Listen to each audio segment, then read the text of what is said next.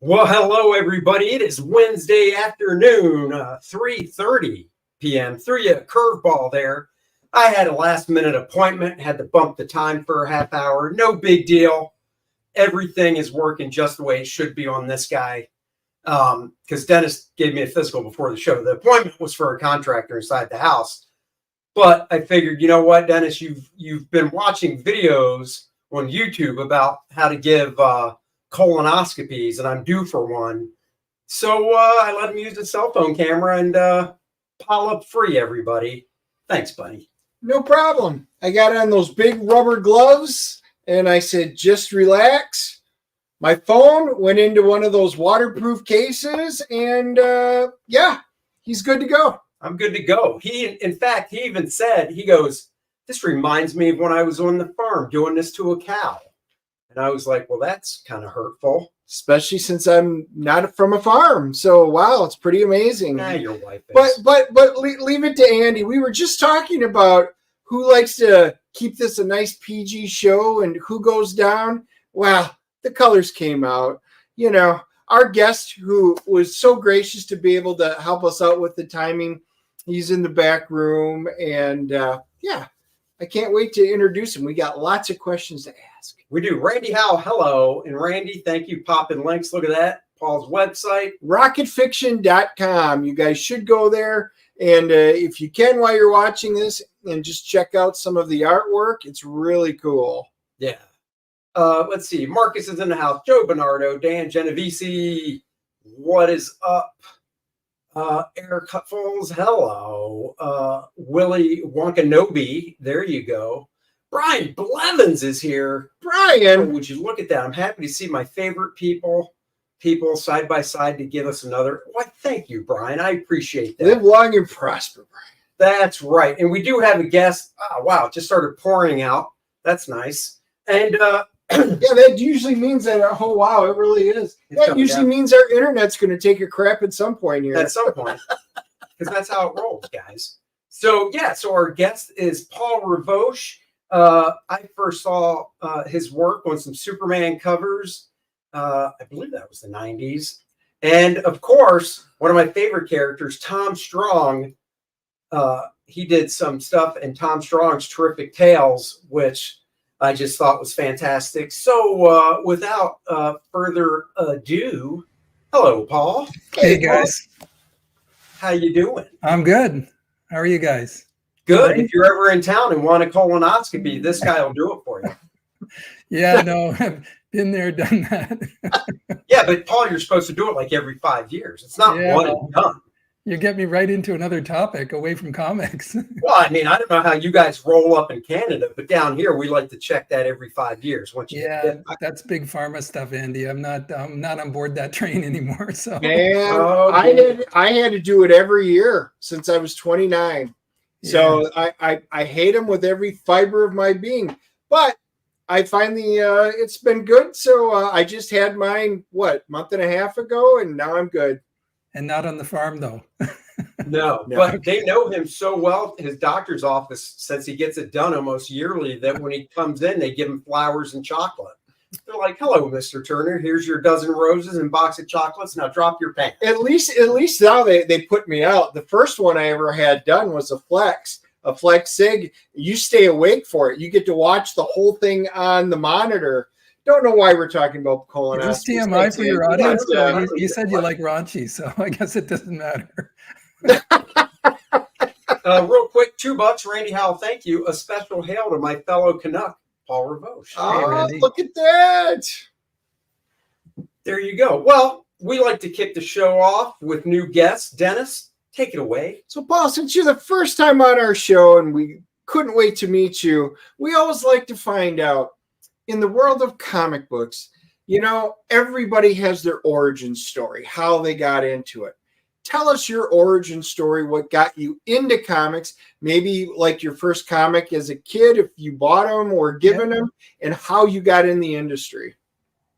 Yeah, that's a long story. I mean, just stop me if I go on too long, but probably the earliest comics I remember, maybe, you know, things like the Gil Kane Green Lanterns in the early to mid 60s. And but I'll tell my story and things like Legion of Superheroes. I was a DC Comics kid. For whatever reason, I didn't have enough money or glom onto the Marvel because my parents gave me so much money and I like DC. But so I grew up in the 60s, the 1960s in Montreal, Canada. And then we moved to Ottawa. So it's kind of like a long journey. But I guess comics, like how I got into comics as a professional, it's kind of like for everybody, it's a bit magical. It's like, how did you go through this long stream of events from the earliest beginnings of being interested as a kid into finally making this transition into being really in the industry? So you're asking me like how I got into that, and because it's a really long story. I mean, I first got interested in comics as a little kid, like I said. Sure.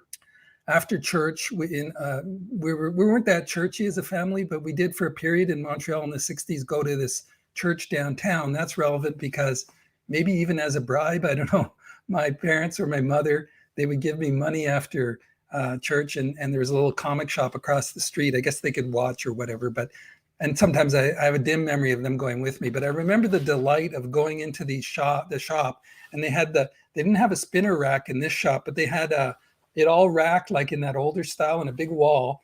And then the lower down you went, the younger it was, right? So they didn't put, where you couldn't reach it, it was more the older books and all there. So I remember kneeling down, and it was just like discovering this world of wonder. Like there was like Sergeant Rock and like I said, the DC things, trying to bring back all the memories, but it was just the greatest thing ever. Legion of Superheroes. I remember reading the early ones with, they're probably like those Jim Shooter ones. I found out later Cosmic Boy and all those great things. Just loved it. And, over the years, it was like I said, you stop me if I go on too long, but go ahead. It's like a whole journey through doorways. So it's like you read it, and then at some point you discover that you can draw, and then the next thing is you start dawning on, it's like, maybe I could do this. Like, there's actually people who do this. So I had a whole series of these things. Like probably the prompt I remember, like you can only remember so much of your life. So what I remember is being at the YMCA. So I'm sure everybody knows the Young Men's Christian Association, but it's like where the pool was near our house. Yeah. My mother took me for swimming lessons. I remember being after one of these lessons, and there was a kid in the room. There was like a table with a vending machine, and it's one of those like little crystal memories you have. So there was a kid there who challenged me to a contest to draw Superman. And like a naive idiot, I was probably 5 or 6 years old. I walked into the trap, right? So there were pencils and crayons. He's like, I can draw Superman better than you. So I lost badly. Oh. But it triggered something in me, and I started drawing. And I don't remember the exact steps, but I thought, hey, I want to do, I don't know if it was competitiveness or if it was just like, that was latent, but it went on from there. Like I remember being in a kid's house in that period, and he had, this is another funny kid thing. He had Submariner comics, but I got into a long argument with him, not only about which were better, DC or Marvel, but I was insisting, I remember, that it was the Submariner. Oh, yeah. And I did lose that in retrospect, although I never admitted it to him. But, as the years went by, like, it was like a refuge. I mean, I sometimes say to myself, Jack Kirby saved my life, because not that it was that dire, that's a little dramatic, right? But sure. When you discover the world of all this storytelling, like personally, I was reading books, I was reading comics, and things like Jack Kirby's New Gods hit me when I was 10 years old. So it was just like incredible. But we lived by then in a government town, Ottawa, which I won't completely diss it, but for a creative person back then, this would be like mid to late 70s as I turned into a teenager, it was very bleak. Oh. Like I couldn't drive, at home a lot, and there's no internet like people have now where they can do all this stuff and meet people virtually and all this stuff. So you're back there, and it's just like that enforced boredom got me into drawing. And I just when I knew I had a bit of that talent, I was just practicing. And then I was looking at, like we all do that are creatives or artist people, I was looking at Jack Kirby and all the DC comics, and then later got into creepy and eerie, Richard Corbin. I'm thinking of all the names, all the people that work for, and all my touchstones like Alex Toth, I discovered later, like who that was. And I mean, I can tell you the story of how I got into the business itself if you want, but again, it's you probably want a back and forth. Well, I'm curious, so obviously, you went through, I assume, high school and all that. After high school, did you have professional training? Did you go to like a college with just art classes? Did you go to art school? Like, or are you just self-taught? Well, mostly, although, what I say is, not to put you on the spot, Andy, but I don't believe in self-taught completely, because you have to be precise. Like, even if you self-teach, which I guess I basically did, you're doing it from springboarding off like books or sources of information. Oh, right. Yeah.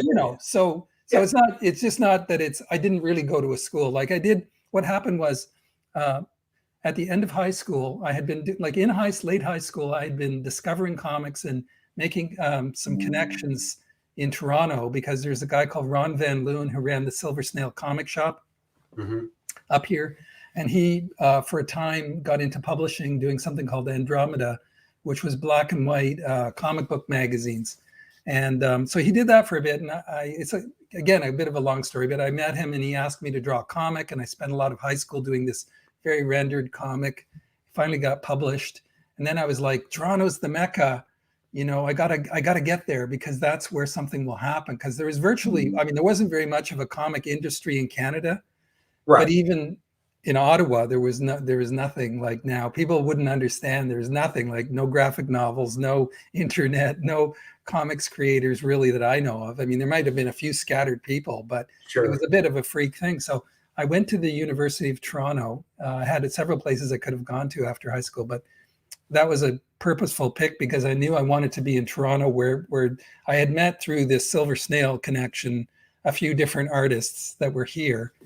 And so I said, I got to go there. I eventually stopped going after just one half semester to the University of Toronto, the so-called dropout, but I had to kind of go by my own lights, because I just knew, like, I did well in school, but I just knew it wasn't for me. And the older I've gotten, I don't at all believe in government schooling. I think that's another whole thing I could rant about. When you went there, were you going with the intent of wanting to be an artist, or were you going there with the intent of something else? It was that whole deal, Andy, it was half formed, and you have to slowly get into the courage of your own convictions. In other words, I was going there at first to please my parents, because they said, you got to go to university and get a degree. And, right. I did this, starting to do a BA, Bachelor of Arts, and take all these different courses. But really in the back of my mind, I was like, I want to be an artist, but I didn't know how to accomplish that, first of all. And I didn't know how to prove that I could succeed at it. So it was like, you have to hop off the typical channel way of life that everyone's pushing you on, and take a leap of faith, Sure. Well, did your parents know you wanted to be into comics and be an artist, or? Yeah, they could see that I had the talent, but my dad was very strongly pushing me constantly to not do that. Because, he's from Europe. He was from Europe. He's passed away, but I remember him saying he had this conception of, like, I don't think he understood anything about commercial art. Like, he probably thought, oh, you'll be a starving artist in some cold water flat, like back in Paris where he had lived. He's from France. Yeah. And, it's like, I tried to explain to him, Dad, like, there's all this stuff. Even back then, it was, all blowing up, illustrations, comics, whatever, movie design, Star Wars. And he didn't understand. So finally, I had to kind of defy him in a sense. Like, he wasn't too hardcore, but right. He was like, you're making a mistake. Well, what did he do for a living? Well, my dad was in the government, so he was he was like working for what's called the Ministry of the Environment. It was called Environment Canada back then. They renamed it since then, but so he was like an environmental engineer. Oh, okay. And basically like a mid-level kind of bureaucrat. He was in charge of like pollution, examining dump sites, like those massive landfill sites where they bury stuff, things like that. I remember he took me to one once. And he was doing all that kind of government bureaucratic stuff. But he was, in fact, I've later realized, I don't know how sort of, conspiracy minded you are, so-called conspiracy, but he was involved in like knowing all about that stuff, which has now become mainstream platformed, like global war, maybe I shouldn't say. I don't know how controversial it is Oh, anymore. I don't care. Yeah, yeah, all that stuff he was talking about back in the 70s, like overpopulation, the planet's dying, all that. Right. I mean, it was like normal household stuff I heard about. Really? Wow. Yeah, it's a whole thing. Like I could I could do a 3-hour stream about that. But what I realize now from learning about it is that whole agenda was known to people in the government and being implemented way back, way back. That is not fake. Like I saw it in my own life. And Yeah, but even over here was like, what was it in the 70s? It was, oh no, by the year 2000, the water level's going to rise this high, or it's going to be an ice age. The 70s was the ice age. 70s ice age. It was going to be anything above basically Kansas was going to be frozen. We wouldn't be able to grow any crops, and we were going to starve. And then on a dime, it pretty much went exactly the opposite. And that's exactly, Dennis, that's how you realize that there is an agenda for people. Is like, when you live long enough and you see these changes, you have enough of a pattern recognition to see there is a pattern. Yeah. You know who said that a lot too is Scott Adams. I don't know if you ever listen to his podcast. On and off. Yeah. Yeah. But it's the same thing. He's like, you see these, and this is kind of a tangent too, but he's like, when you see these, protests or whatever going on over the next big movement, and it's always a lot of young people because they haven't gone through these patterns. Yeah. And people like us who have gone through these patterns and seen this, we're just like, okay, whatever. It's like a sine wave of cycles, going up and down, right? Because it's like, I clearly remember Time magazine. Like my dad was an avid reader of Time magazine, which is now not, no one pays attention to it. But back then that was like central mainstream. There was no internet, right? I have to keep saying that. So people read things like that in Newsweek, and they had on the cover like Planet Earth with icicles dripping off. And I remember how terrified you were as a kid because you think this stuff is real. And then they went on to things like acid rain, all the forests are going to die. Yep. There's just an endless stream. So as the years go by, it slowly starts dawning on you, except for maybe the most impenetrably thick people now who still will go, like, I don't know if some people who are my age who might even know me go, oh, this guy's really conspiracy bro now. But it's like, how thick do you have to be to not see that you don't know how real all these different things are exactly, because information is manipulated. But by the pattern, you can see that you're being monkeyed with because they don't come true, because they tell you, the planet's going to die in 10 years. There's going to be water filling New York City and all these ridiculous, completely asinine things. And then, but people somehow forget. They just like go. So like years later, I'm going in my 20s, I moved to Toronto. I'm a commercial artist. I was the guy, like, I'm sure like you guys, I'm going, hey, wait a minute. They said acid rain would wipe out all the forests, and they said all the honeybees would die a few years ago, Rick. Now, and you go, there's like hundreds of these narratives that are designed to scare us, and you finally wake up and go, it's all BS. They're just trying to scare us, and they're trying to divide and manipulate everybody. And then I've had people say to me, like you might have, they go, well, who's they, bro? Oh yeah. Who's they? Prove it. Well, just what I was saying earlier, you've got a whole bunch of these scientists from the 70s, and they were the ones that were talking about, global cooling in the ice age. Right. And literally the same scientists, published papers just a few years later, basically saying exactly the opposite. So we just proved it. And then when you talk to people, they'll say, well, dude, science changes all the time. So they just came around. I'm like, you can't go, all these scientists can't go from one direction and do a 180-degree turn without an absolute reason off there. Were there any solar flares that happened that suddenly caused it? We had the hole in the ozone that has been miraculously, that has repaired itself. That was the big thing. That's why all the 80s Aquanet girls and 90s couldn't spray their hair up anymore because, that was bad for the environment. You have to laugh. It's so ridiculous. Well, it's like a comedy. You remember Al Gore's movie. Oh, right? Yeah. Well, my kids got terrified by that movie. Yeah. And nothing he predicted in that movie's 20 years old now. Yeah. Nothing. My story about that one, Andy, is in grade 5, my older daughter, Charlotte, she got in the car after school when I picked her up, and she said, Dad, because I'd asked them, what was your day like at school? Sure. Like, what's going on? I wanted to keep track and try and follow the propaganda stream that was being put into them and try and counter some of it. So I said, what happened today? She said, oh, well, it was really sad because Stephanie was in the bathroom crying. And I said, well, why was Stephanie in the bathroom crying? And she goes, well, because they showed us Al Gore's, whatever it is, the one that, or they showed the film for whichever one it was, The Day After Tomorrow, where New York City's filled. Yep. These are like grade 5 kids that are 10 years old.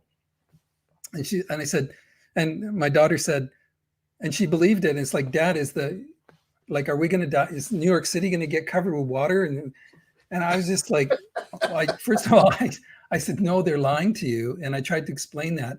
And I got into a whole thing later. I tried talking to the principal, got nowhere.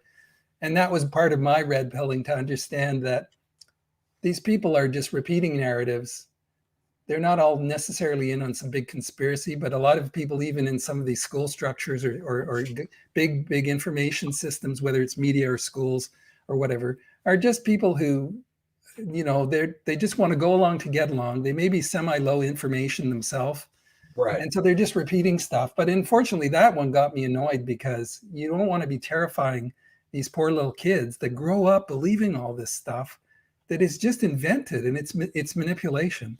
I guess I got off comics, but to finish my journey, I was just gonna say, after The Inconvenient Truth, the one that really scared me was Frank Caliendo, Supernova. Have you seen that one? No, it's. Oh, guys, we may have to do a video. Frank Caliendo did one called Supernova. It's actually a parody on Inconvenient Truth. Yeah. Yes, it is hilarious. Yeah, no, anytime you can sniff out that they're trying to scare you with a big mainstream platform narrative that suddenly rises up and appears out of nowhere and then goes away again, or starts, it's probably not real. There's some kind of tomfoolery going on behind the scenes. That's my attitude now. But back then, anyway, I got into comics because by a circuitous roundabout route. Like, I moved to Toronto. I wanted to actually be a comic artist, but looking back,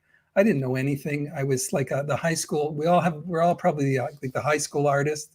So I moved to Toronto, stopped being in school. And I there was a huge gap that I didn't realize between, like, you could call it a gap across a canyon, or you could call it like to get to the bottom rung of the ladder that gets you further into the business. There was a huge gap that I didn't realize, and I couldn't reach the bottom of this ladder. So I spent about a year and a half. I had dropped out of university. And I spent about a year and a half just being the desperate, starving, like, guy in the basement. It was really difficult. Like, we'll probably all have a story.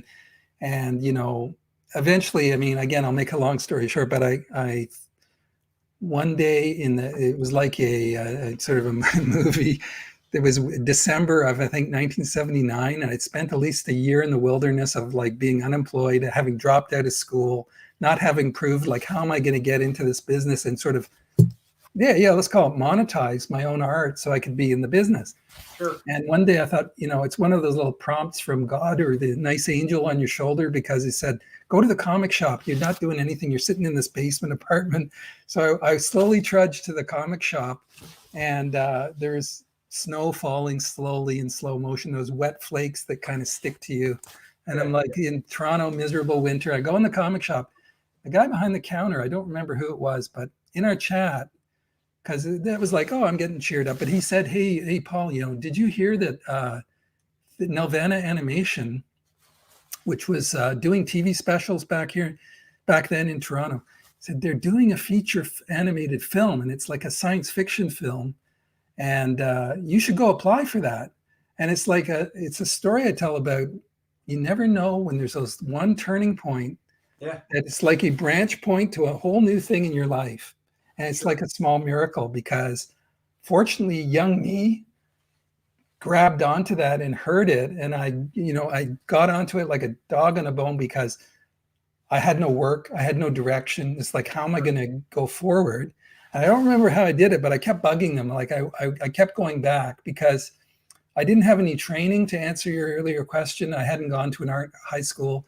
I hadn't gone to Sheridan Animation College, which a lot of the people I eventually met, they were all buddies. They had sort of networked and gone to school at, which back then was, and it's still an important place to study animation, Sheridan College in Oakville, which is near Toronto. But I had none of those connections. So this one guy in the comic shop before the internet, there's no way to know these things. But the fact that he told me that, and then I realized, I just kept going back and applying.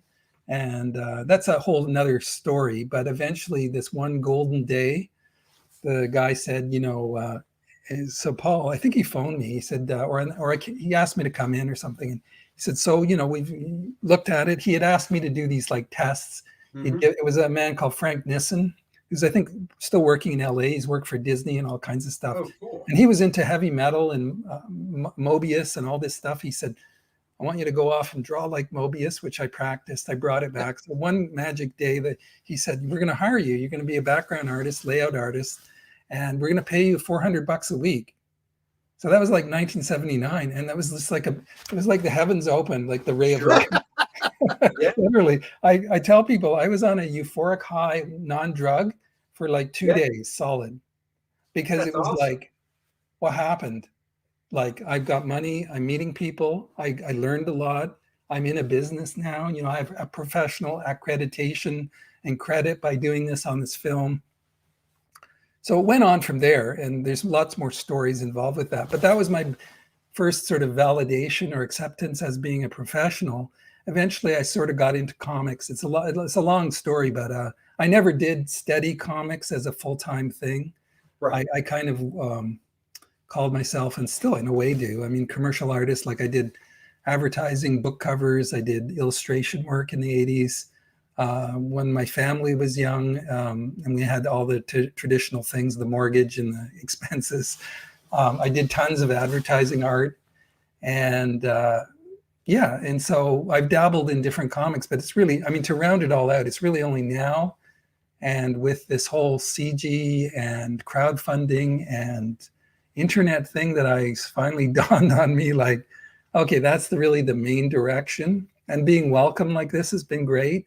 But that's sort of giving me an entryway, I suppose, to go back to really what I originally did. Like when I originally moved to Toronto and I want to be an artist, I was really focused on comics and propelled by that.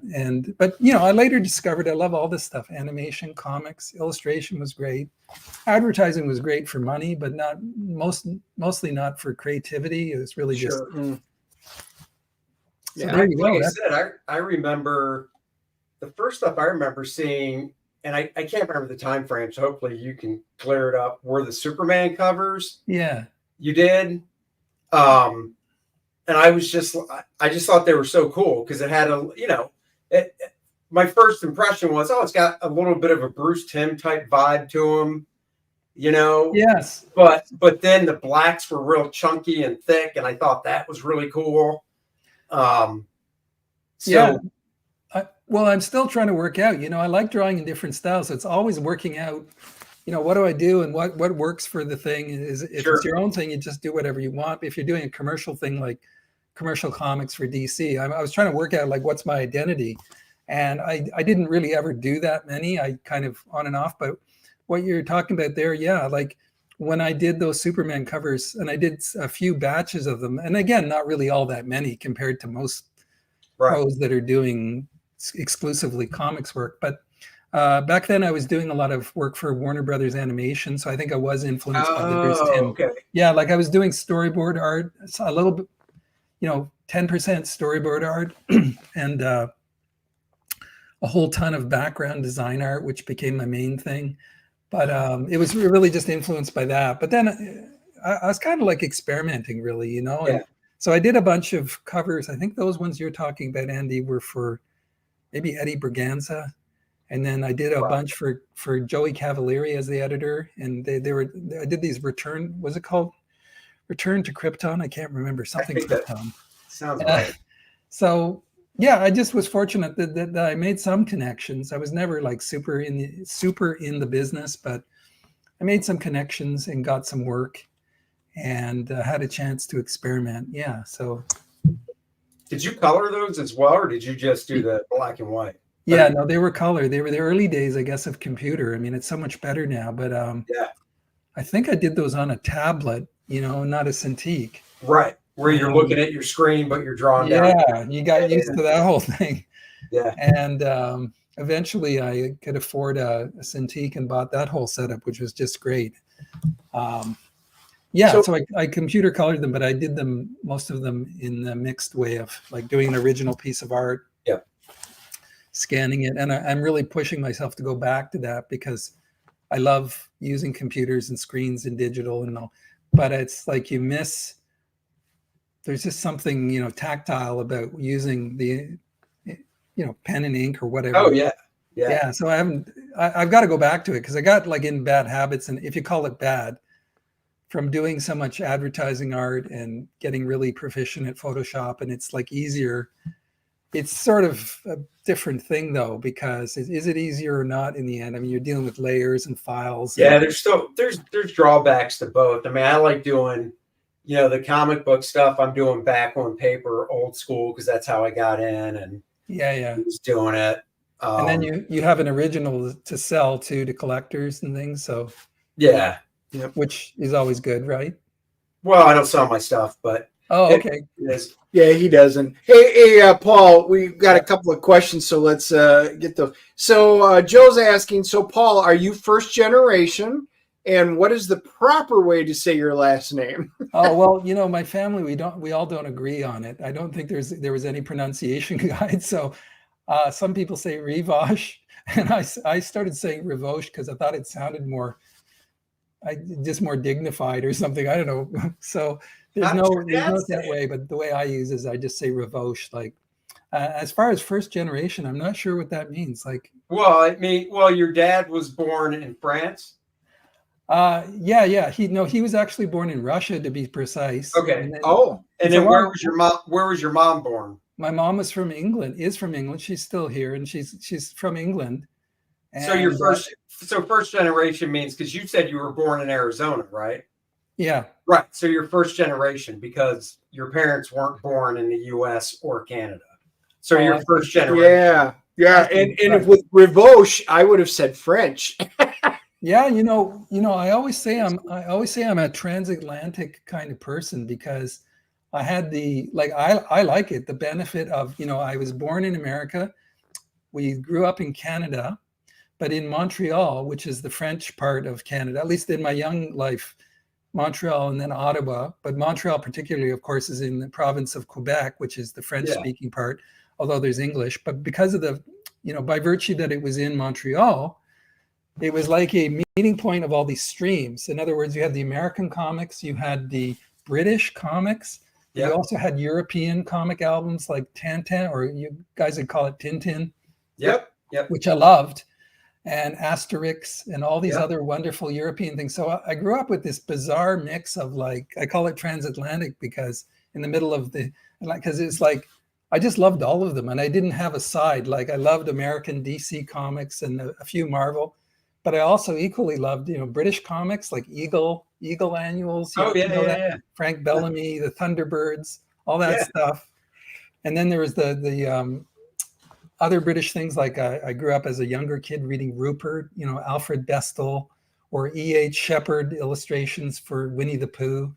But then, like I said, French illustrators when I got older and I saw heavy metal Hurlant.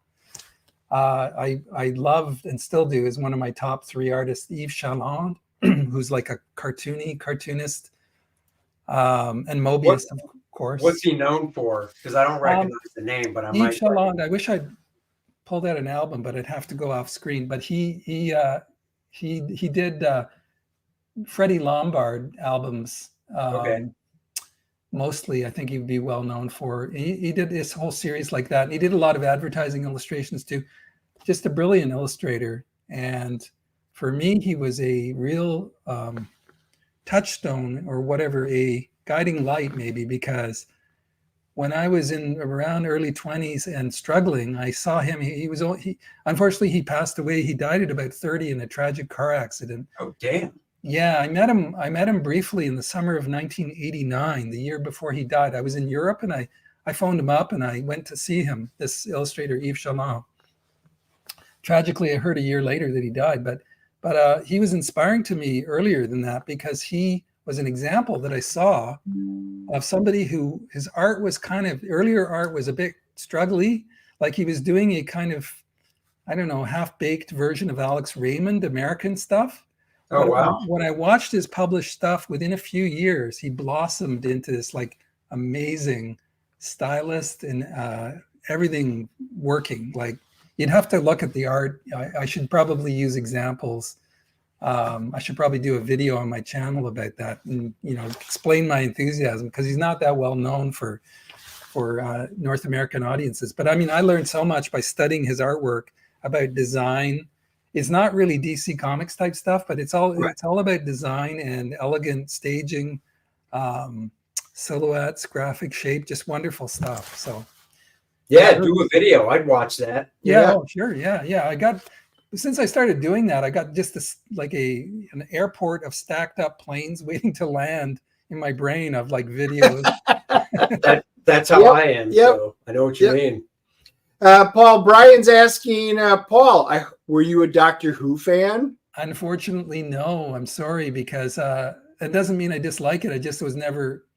I didn't see those comics or get them, or the show. I guess they had comics, and the same with things like Judge Dredd. I mean, I don't know when Judge Dredd came out, but actually there was, for me, with like, we all hit comics and things at different ages and in different. Sure. So for me, the entry point, like I said, where it really hooks you is, for me, it was like the mid to late 60s. Yeah. Starting with, like I said, DC Comics, Gil Kane, Green Lantern, then later moving into Neil Adams, discovering Deadman. Oh, yeah. Showcase Comics, Bernie Wrightson, Alex Toth, Joe Kubert, the War Comics, all that stuff. Oh, yeah. But then the thing for me was, by the early 80s, I was in my 20s. Yeah. And I was like moving into being a professional and doing illustration and getting really busy. And I kind of stopped reading comics. I did catch on to things like Watchmen and Frank Miller, of course. Oh, right, yeah. David Mazzucchelli and everything. But in terms of being like the regular comic shop goer and buyer, I just lost interest, and I didn't, now I'm sort of back at that and catching up with a bunch of stuff. But before that, it had been all about, like I said, I missed saying Jack Kirby. He was like a central inspiration. Right. So in terms of answering that question, the British stuff, TV shows I didn't see. I was a big Monty Python fan because they were showing that on Canadian TV. Did you like Benny Hill? Again, I didn't really see that. I've seen a lot of it on the internet now, but Benny Hill, for some odd reason, was on where I grew up. I grew up in Maryland, and it was on, and it just never did anything for me. Wow. I love Benny Hill, and we had Monty Python and the Flying Circus. I mean, that was just, especially late night Saturday nights, and we would see that. And yeah. Our Doctor Who was always on the weekends, which, I'm a Tom Baker guy from the old Doctor Who stuff. And Brian even says it's okay that you're not a Doctor Who fan, Paul. But Brian, Brian, I was, but the ones I did catch up on, this is bringing back vivid 70s memories, like watching UFO and just loving that. Jerry Anderson shows, not only the puppet shows, but then wasn't it Jerry Anderson behind UFO? And UFO sounds really familiar. It was the one about there was UFOs attacking the Earth, and Earth had made a moon base with these fighters that would intercept. And then before that, this isn't a British show, but I remember as a kid, so for me, again, this is just my age being in the 60s. My dad was adamantly against TV. Oh. So what happened was, we were always, like me and my older brother, we were always begging for a TV because other kids had TVs. Sure. And I had to go upstairs to watch TV. There was an apartment above ours. We were renters, and above it, they had a TV. So I used to watch Disney, The Wonderful World of Disney, with the peacock logo. And So we're doing that, and then finally we get a TV, and because my dad, he got a job he moved into working for the federal government. I'm trying to think of how to simplify the story, but as a trade-off, because we weren't there, he said the good news and bad news is he's like, well, children, the bad news is Dad's leaving for 6 months. I'm being trained and I'm doing a new job. And we're going, okay, Dad, what's the good news? And he goes, the good news is I'm going to get you a TV. So we got this, we're like, forget Dad, watch the TV. I'm only joking, but. And 6 months went by like that. You're Exactly. Like, oh, so suddenly we had like Saturday morning cartoons, are discovering things like I have early memories of watching The Prisoner, British, Patrick McGowan.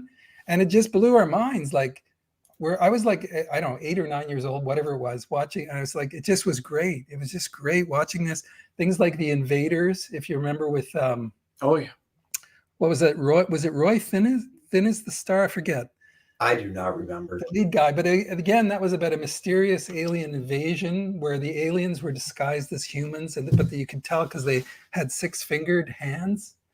And it was just great. They had all these series like this. So it is good stuff. Paul, Joe wants to know, Paul, how about Star Trek? Oh, yeah. All over that. I mean, I have wonderful memories of, again, this is in the period before we had our own TV. I would go down the street because I learned when Star Trek, the original series, was on, and I'd try and remember that and to get either invited or invite myself over and go. I vividly remember how terrified I was watching the Doomsday Machine episode with the great, what's his name, the actor, William Wyndham. Do you remember that about the giant? Like it's like Matt Decker. Matt Decker was the captain of the Constellation, there and it was the Planet Eater with its pure neutronium Galactus hull, was in it? and its pure anti-proton beam You that got could it down. slice apart planets. Yes, a great episode. Yeah, no, like when I'm telling it, I got a chill up my back because I remember being a little kid and you just start watching it. You don't know what you're walking into. And I just remember in the glow of this TV, just how terrified I was, but how great it was. You know, the whole thing with William Wyndham, he's sweating, he's going nutty, and he's trying to commandeer. What did he do? Commandeer his own ship to ram it into the thing or whatever. But too. Do you remember? So of course I remember. He was actually beamed aboard the Enterprise, and Kirk and Scotty and the guys had gone over to try and get some life back into the very damaged Constellation. And then all of a sudden the Planet Eater came back, the Doomsday Machine, and Scotty got the impulse engines working and a couple of phaser banks, and Decker commandeered the Enterprise and took it away from Spock because he outranked him because he was a Commodore. Great stuff. And it was great. And they tried to release him. It was just an absolutely epic tale. Yeah, no, and it's now that we're talking about it, Dennis. Like spring back, I remember watching and just loving The City on the Edge of Forever. Oh just killer stuff. Like, and then what was the other one? The one with the split faces that everyone remembers with the racism. You know, yes, with the finale where they reveal that Kirk's going like, but you're the same. Like, what, why are you having this endless war, like this centuries long war? And the guy goes, because it's on the other side of his face. And as a kid, it's just such a brilliant way of describing. I remember that episode. Do you? The visual of it, yeah, because it was split right down the middle. Yeah, because one of the guys was the Riddler from Batman. I can't. Yeah, Frank Gorshin. Oh, Gorshin. Yes, thank you. Yeah, and talk about storytelling. It was such a great learning ground to see simply told stories, but very dramatic. And it's the way they were written by those really good SF writers. And that, they didn't have a big budget, but such like 1 hour plays and, morality plays or whatever you want to call it, but very dramatic, very, very, very clear cut and simple in a way. Yeah, no, I just love that stuff. Yeah. City on the Edge of Forever was fantastic. And, there's so many Trouble with Tribbles. I mean, everybody loves that one. There's such great sci-fi that we could talk hours on that. But let's see, we got a few things. Andy and Paul, I am buddies with John Silvestri and Brian LeMay. Do you remember them from Nirvana? Do you think rock and roll was going to be the cult classic it is today? Absolutely. I didn't really know John. He was in the animation section, so I didn't really get to know him. He was there, but we were kind of in different wings. But Brian LeMay, I remember, and we recently kind of re-met last year. Excuse me, because we did a joint panel at what was it, Comic-Con? It was about rock and roll, Oh, And so cool. Brian and I reconnected after so many years, and it was great. Like, and I never knew him super well before, but back on the film.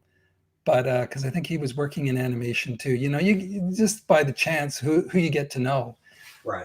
But to answer the other part of the question, no, we had no idea. Like, I had no idea. I've had people say that kind of stuff to me too about Batman Beyond, that I work. It makes you feel old, It's like, wow, you drew that. I was growing up watching that. I was like, to me, it was a job. I loved doing it, but it Sure. wasn't. We all have our own context we approach these things from, and certainly for me, rock and roll was like my first job. I was 20. I loved it. I was working hard, designing all these backgrounds. Just great. Like, but the film was very troubled in its production, which it's famous for. It almost sank the company. Really? Because they very ambitiously went into doing a feature. They didn't have the experience really. They didn't even really write it fully properly, you might say. Right. And then they ended up like cutting sequences that were fully animated, which you simply can't do. And then I think it had an audience problem because in a way it was before its time, and it probably hadn't in a way settled on what its audience should be in the way Right. that you would do now. In other words, it had kind of science fiction elements and things like what Miyazaki would do later, but it also had rock and roll and horror elements. And it wasn't Right. really for little kids, but it also wasn't really for adults, because the adult animation market hadn't really, like, who would go to a feature film in an audience in a theater Right. and watch it, that hadn't really developed. So in some ways it kind of inadvertently missed the mark. But then later, as the commenter there saying, that it found an audience, I guess, on late night reruns. I've had people at conventions say, hey, you worked on that. Like I grew up watching that on the Late Show. And so it found its own, by virtue of the internet and video and re-exposure, YouTube, I guess, everything. Yeah. It seems to have found its place in kind of pop culture history. That's cool. I do remember it. Marvel did an adaptation of that, didn't they? Yeah, it was a photo book adaptation. Like, the photo book, right? Yeah, they took stills from it, and see, I remember that more than I remember the movie, but I do remember the movie from the standpoint of what you were talking about of who is this marketed for, because I was a kid, early teen. I mean, to be fair to the owners and people making those decisions, like, there's probably factors beyond my knowledge too. Sure. But it was also before the age of the real sort of rise of all this marketing and corporatization. And right. There were marketing people, but I don't think that they really examined all that. I think it was, and again, I can't speak for them because I did know the three owners of Nelvana a little bit, but I never had this conversation with them, certainly not back then. So, but I would guess that it looked to me like they did it more out of enthusiasm, like, hey, we'll make this great thing and it'll find itself. But it didn't really, because, I think it briefly played and then tanked, and they almost lost the company, is the story I hear. They had to go into doing a lot of TV service work, it's called, where they took on animating and laying out other people's shows like the Care Bears and Strawberry Shortcake and all these kinds of things. Oh, yeah. And out of that, Nelvana actually rose and grew into being a much bigger company. And I think eventually was either bought or subsumed into, I think it's called Chorus Entertainment now, which is a very big company. So that's how all that went. But personally, I'm just really grateful. Like I said in the earlier part of my relating of this, it's like, for me, it was just a miracle, because that was the bottom rung of that ladder I talked about. It's like every person who has these dreams and ambitions, you have to find some way into it. And it's going to be unique, because there isn't a set moment for this that's the same for each person. Oh, right. Yeah. Right. Yeah. Like, so for me, that was like that. It was like the part, like a magic doorway, because suddenly I was like, hey, you got to show up next week. And the next week I remember is like in a bit of a daze, because like, I'm a kid from Ottawa. I'm 20 years old. I never really even had a proper job before.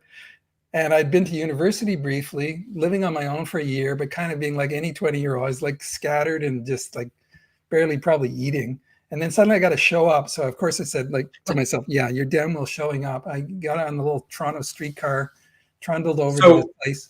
So rock and roll was made up there? Yeah, it was made in Toronto here at Nelvana Animation. And they, like I said, it was before it rose into being a big company. So they had a kind of not a warehouse. It was on what's called Queen's Quay, which is on the lake here in Toronto. Mhm. And they had rented a kind of building warehouse place. And it wasn't very fancy, but yeah, we all showed up there, and everybody was very dedicated. I think we're all trying to make something great. Certainly that was my ambition. I was like just filled with gratitude. Like, I'm here. It was like a miracle, like I keep saying, I guess. It's like, okay, so now I'm in the business and they're paying me to draw and have fun. You know, it was just great. So all your dreams came true. Look at that, just like that. That's they right. did. So, Paul, Noah's asking, did you work with the Canadian cartoonist Seth on Mr. X? Did you know him back then? Yeah, I mean, I worked with him indirectly in the sense that he sort of followed on after I left that project. He was one of the next, well, he wasn't the next one. I guess he was after the Hernandez brothers drew it. Uh-huh. And then Seth. So I knew him a little bit, not well. We met once or twice, but we didn't really fully hang out, you know. And but yeah, like I knew him and on and off. And that was before he sort of maybe evolved his later Seth persona, you know, like doing the kind of style of cartooning that he did. Because when he did the Mr. X stuff, I think I've read online somewhere that he's talked about this. He was kind of finding his way, like we all do. Right. You know, what style, what kind of subject matter am I going to draw? How do I survive? How do I, you know, pay the rent? Right. And so he took on Mr. X as one of a series of artists that took it over after me. So yeah, I knew him a little bit is the answer. Oh, well, that's cool. How did you get involved with the animated movie that was nominated for an Oscar? Oh, that's a good one. Yeah. Yeah, I love this chat interaction thing. It's like the modern revival of the art of conversation. You know, it's like a town hall. Oh yeah. And so how I got involved with Robot Dreams, That's it. that's what they're asking about, is Robot Dreams. Yeah, no, it's okay. It's for many years. I, like I said, worked on animation design. Right. And so I worked for Warner Brothers for a long time, and mostly doing background design, a little bit of character design, little tiny bits, vehicles. Like I posted on my Instagram that I did the main enemy robot and Brainiac Attacks, the movie that Warner's did. Oh, that's cool. But anyway, then so working for Warner's, and then more recently, I designed 2 series for a Canadian company called Slap Happy Cartoons in Vancouver, that did a Netflix series called The Hollow, 2 seasons of that. And so I guess I've been showing that I'm still in the game. So what happened was there's an artist in Spain called Jose Luis Agreda, who's a really great artist and cartoonist. And he has been also kind of like me, or we're like each other, working in animation also. He's kind of multifaceted in that way. So he had gotten involved in, there's a director called Pablo Berger, who's also Spanish. And he had been doing live action films, but he fell in love with this graphic novel by Sarah Veron, who's I think in Chicago, if I get that right. And she had done this one called Robot Dreams. And so he read it. It's a dialogue-free, I think, graphic novel about a lonely dog that calls a 1-800 number and buys a robot companion. It's a charming story. And this Pablo Berger decided to turn it into a feature film. So I guess he joined up. I don't know the story of how he joined up with Jose Luis Agreda. I'll just call him Jose Luis. But he somehow, what happened was another, like, do you want to call it a miracle? I don't know. Something put in Jose Luis's brain, like he remembered me. Oh, and he just out of the blue, it was one of these things in my email, like bing, there's an email. And he said, hey, long time no talk. We hadn't talked for years. Before that, we had known each other informally on one of those internet forums or mailing lists or whatever it was. I don't remember clearly, but it was one of the early online things where artists can have a little group. Yeah. So I remembered him, of course, because, I'd see his work. And he said, hey, I'm involved in this thing. We've done a 15-minute or no, not 5-minute teaser trailer that they had done a rough, sort of slightly rougher version of, but very nice. He sent it to me. He said, we're turning this into a feature. Do you want to design the backgrounds? And I was like, yeah, great. I mean, it was just a great experience because it was very, in a certain way, hands-off and respectful. And it's not like everything else I worked. It's hard to be nuanced when you describe these things. It's not like everything else was disrespectful, But when you work in North America and commercially, to varying degrees with different types of jobs, you're not really regarded as sort of as an artistic creator. You're more like a functionary wheel in a machine. Right. And sometimes that's a machine, sure. Yeah, cog. Yeah. And sometimes it's okay. Like for example, working for Warner's, it was great. It was, I don't have any complaints, but here it was very artistic. It was like, we respect you. We want to bring your vision or, help to this. I could explain a lot more about it, but that was the basic way. Well, I guess, I like this stuff. Because I've never worked in animation at all. So, I assume you got the script for the movie and then the director, sent you specific, okay, we need this background design, we need this. And was it like detailed descriptions you were working from? No, these are great questions, Andy. Yeah, no, because it's great talking to another pro and both of you guys that know about this stuff. So you know the right questions to ask. So what happened was, in this case, what was very interesting, everybody has their own creative process, right? Everybody talks about process. So what they were doing here, as far as I can see, is they may have had script stuff on themselves internally, but I wasn't given script. What I was given was animatic reels. So they divided the film into 4 parts. I think it was 4 or 5 reels. And one at a time, I was sent these reels, which were maybe half an hour long. I forget, but you get the idea. So what it was rough animation, and people who are into animation online, they're going to know what I mean about an animatic. So it's like basically slowly moving drawings or poses. And it's a basic, very rough cut of the film. And they had basic soundtracks laid in, basic music. But it's actually very beautifully done. By Jose Luis, working with an artist called Macarena Gil in Spain. And they did a beautiful job. And it was to me, when I watched it, it worked great. So I was getting this in installments. So I was kind of working behind them. They were still actually working on the first or second reel when they hired me. But of course, with experience, they had known, especially Jose Luis, we got to get the backgrounds going early. So my job was to work for about a year and a bit before the main team came on board. And I designed not all, but most of the main settings in the movie. And the way I work, to answer the last part of your question, is, so I'd look at the animatic, and then Jose Luis gave me extremely detailed, thorough notes and references, which they had gathered on the majority of the backgrounds. There was a few when I finally sort of caught up to them, as it were. And then there were backgrounds that they hadn't really fully designed. So in that case, I was working ahead of the script. Like there was a junkyard. I posted some of this on my Rocket Fiction Instagram.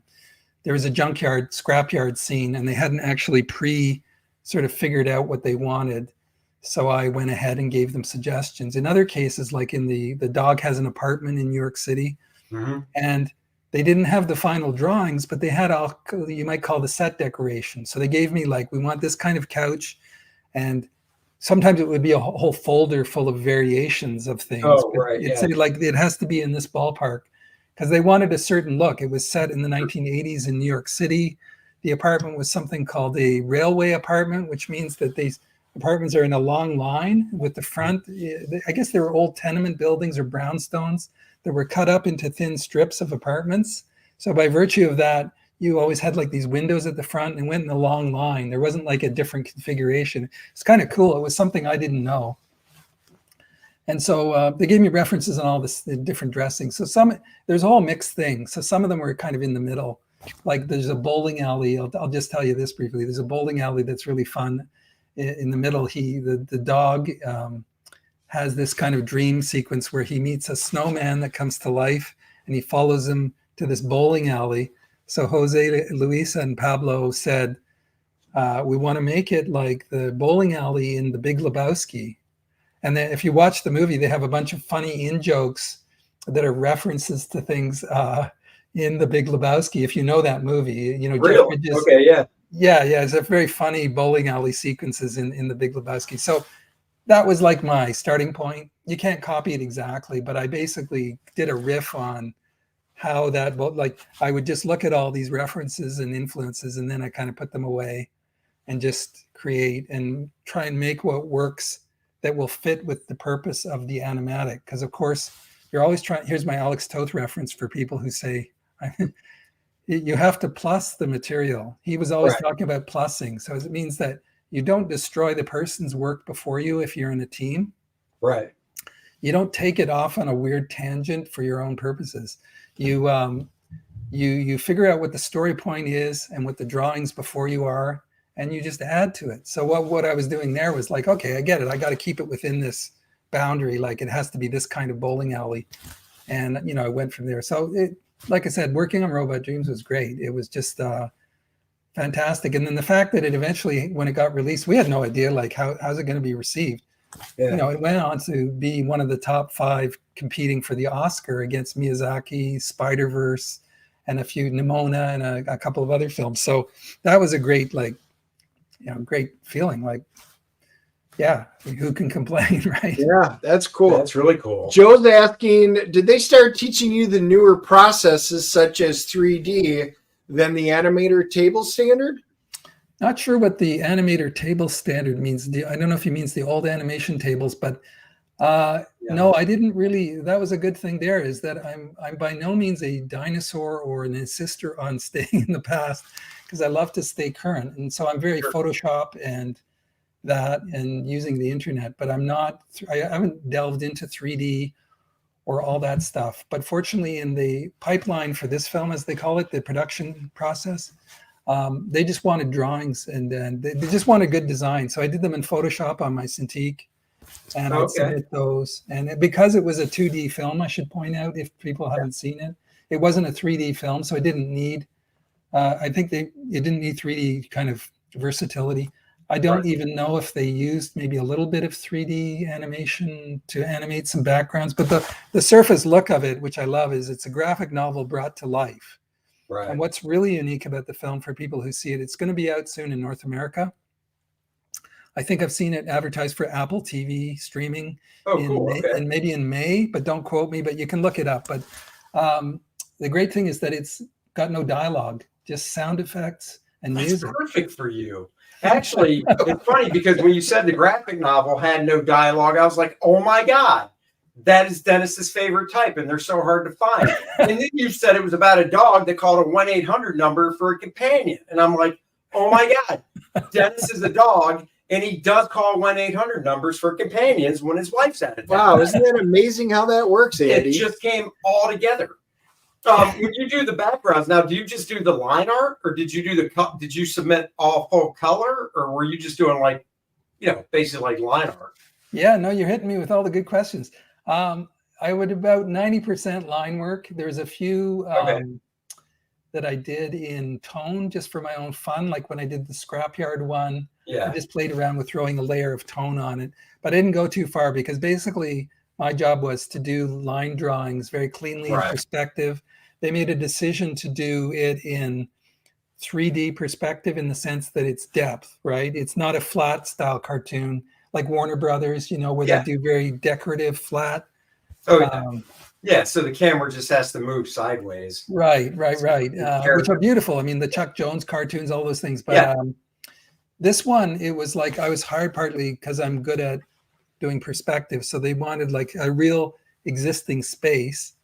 And so I did mostly line drawings. There's a couple, like I said, in tone. And there was even 1 or 2 points where they asked me to do some color stuff. I don't know if I posted those. And just experiments, or maybe it was in times when I needed to just keep busy. So I did a few of those, but I'm not responsible for the final color that you see in the film. They had some really brilliant, I think, artists doing just wonderful color, beautiful color backgrounds. And they really nailed the fact that, you know, kind of assessing how much toning to do, because it's like the conundrum you get in comics, which is, you know, how much Photoshop or rendering do you throw on a piece of line art before it stops being a piece of line art? So here they wanted to emulate the look of the graphic novel, which is flat colors, the original.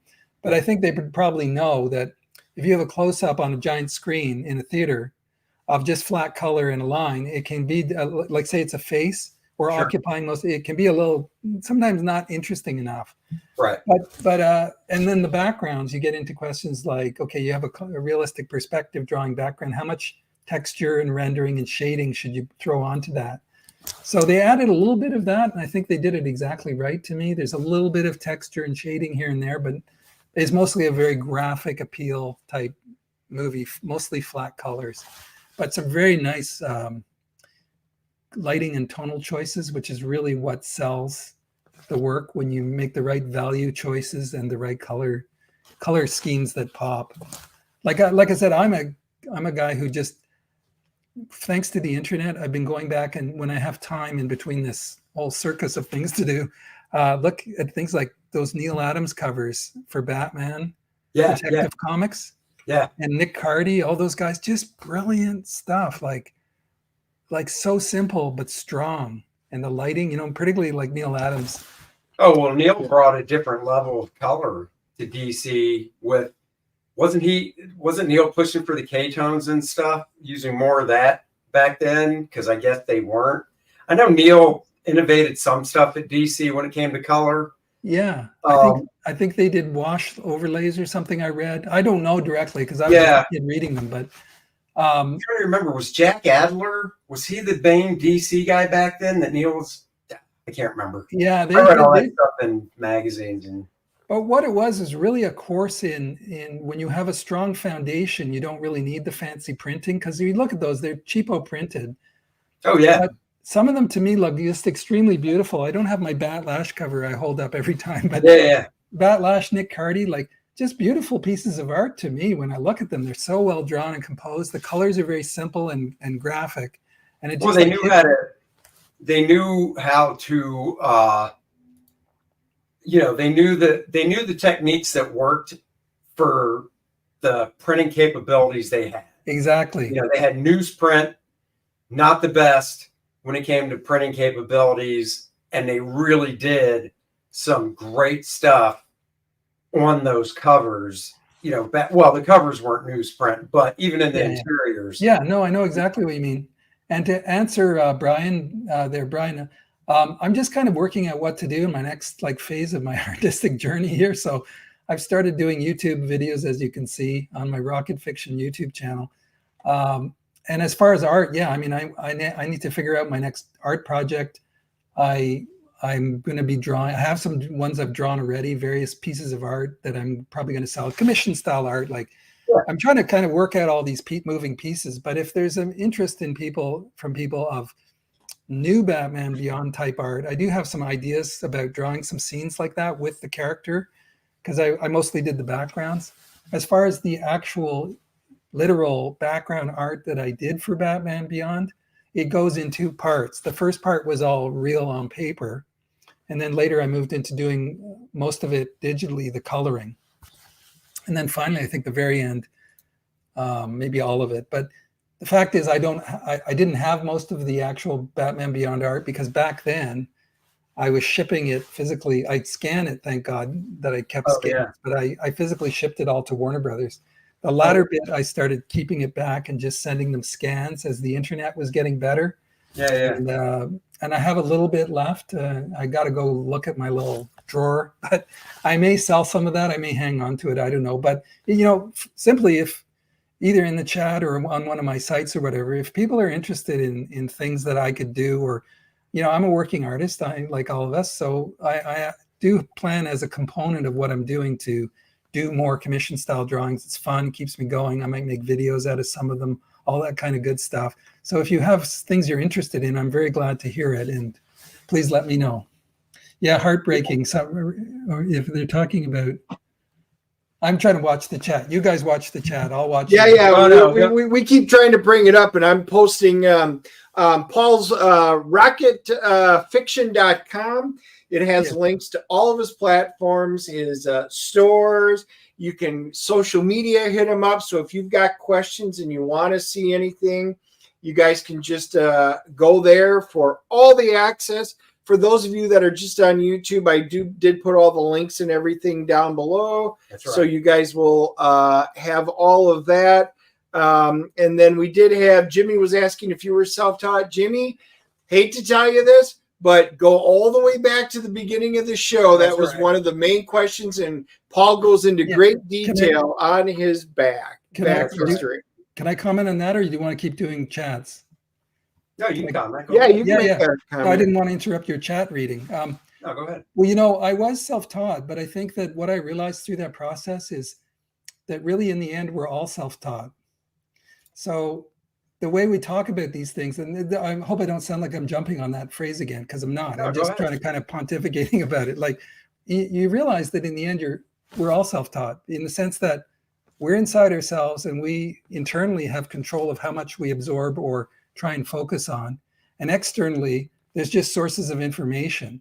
So unfortunately, I think there's people who have maybe a misunderstanding of that, and in my opinion, and they go to a school, and I saw this, in various schools, and they just sit there and they think that if I just pay this money and sit there for 4 years, like say an animation school, at the end, I'll be a great animator. I'll know the stuff. It'll be injected into my brain. Oh, It's yeah. not how it works. No, that's And not how it works. No, it's like you don't get skill and understanding and mastery from that. You get it from your own internal effort and struggle. And again, that's a whole big subject I could talk about. I'm going to be doing more videos about learning things, and I hope to actually have a stream eventually. I think you get, because I went to the Joe Kubert School. That's where I went. And I think you get out of it what you put into it. Exactly. And I knew for the 3 years that I went there, I went there going, and that's what I told my parents and my friends and stuff, was it's a 3-year school and I want to be working, professionally by the time I graduate or when I graduate. And I did. I started working I got my first job for DC in March of my senior year, and I graduated in May. But I put a lot in. And what I mean is I was always asking my teachers questions. I was always, beyond just the normal critique that they would do in class. I would be like, well, show me more. You can beat me up some more over the stuff. Go ahead, And when I had Joe for 2 years as a teacher, wow, I was always picking his brain, Oh, yeah, that's amazing to have access to such a master. Like, what it brings to mind, Andy, is like the few times I've done presentations, like I was asked by an animation college in Ottawa they had come to Toronto on a field trip and to do a presentation. And so this is just a sort of an example of this, where you see the mentality.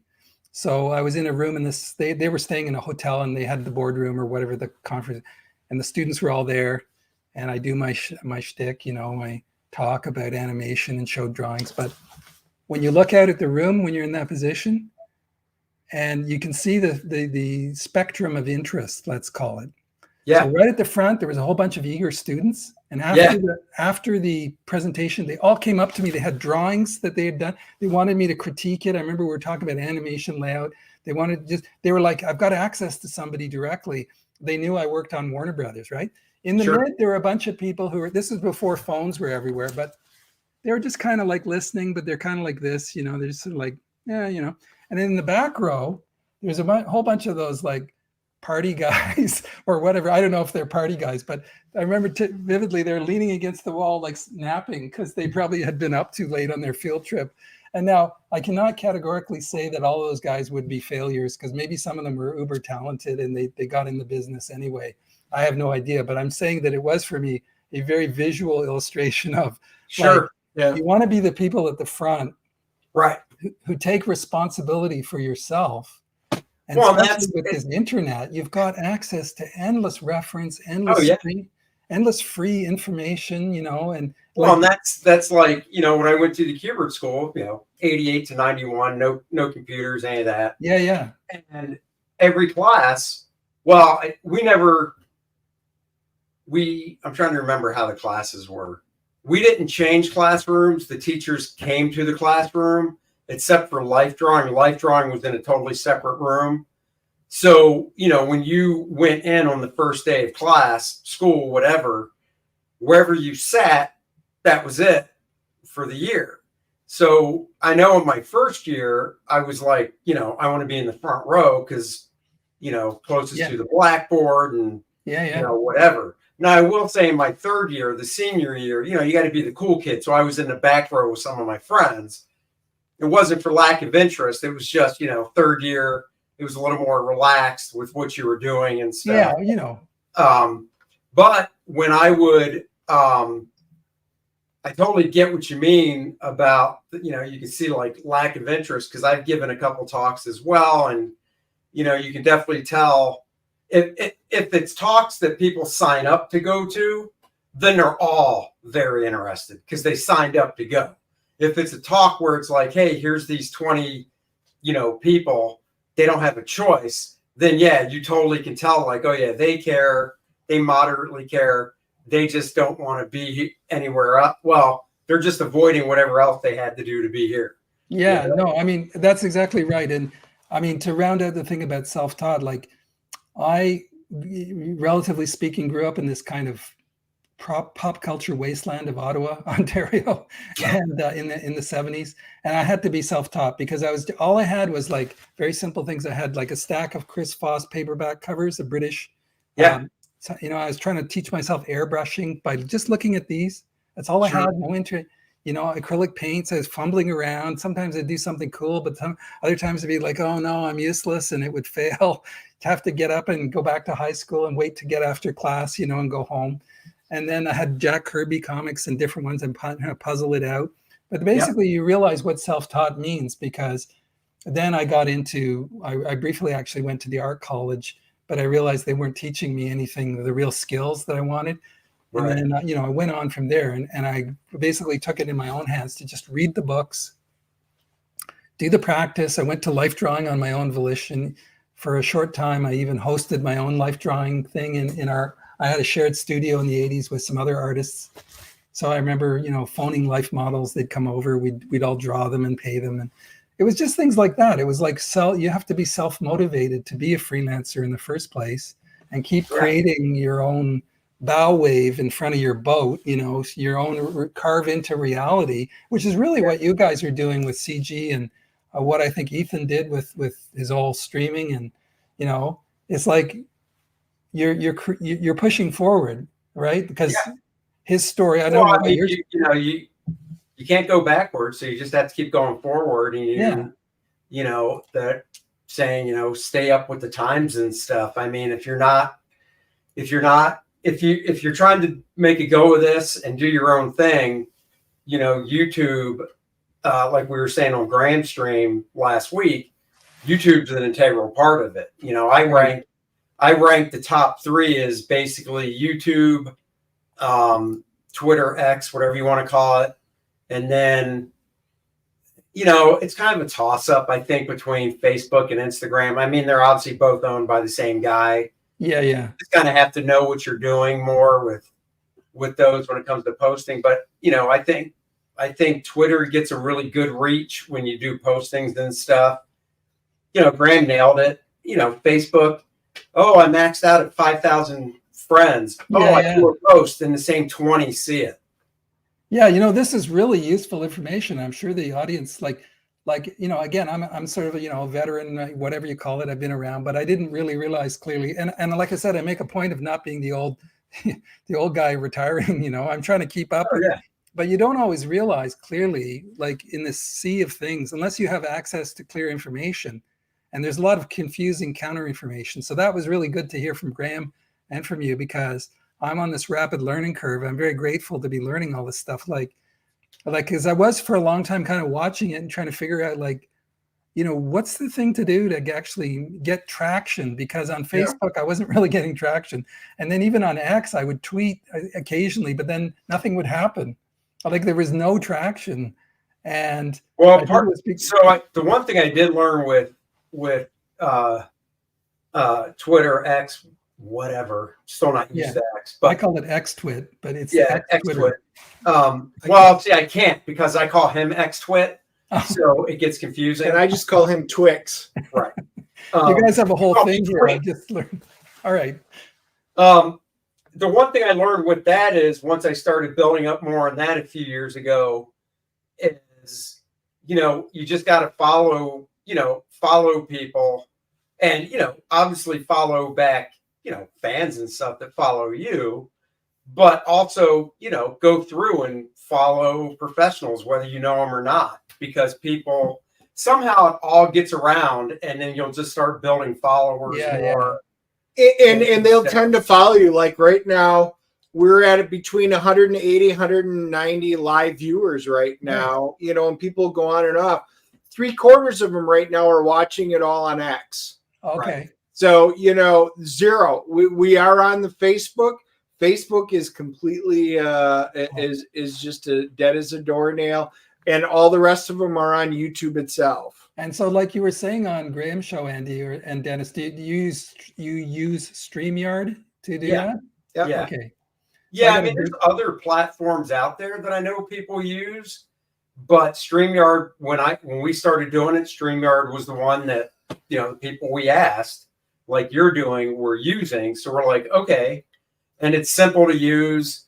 It's we are going to test out Rumble at some point here. I mean, we do upload all of this stuff when we're done. Magically goes to YouTube, and it'll automatically get upstream for. I know there's some Rumble people out there, so we do have it, but we are going to try and figure out because it's a different process, live streaming simultaneously to Rumble. So that will be something in the pipeline. This is really interesting because there's all these nooks and crannies and pieces of all this to learn about.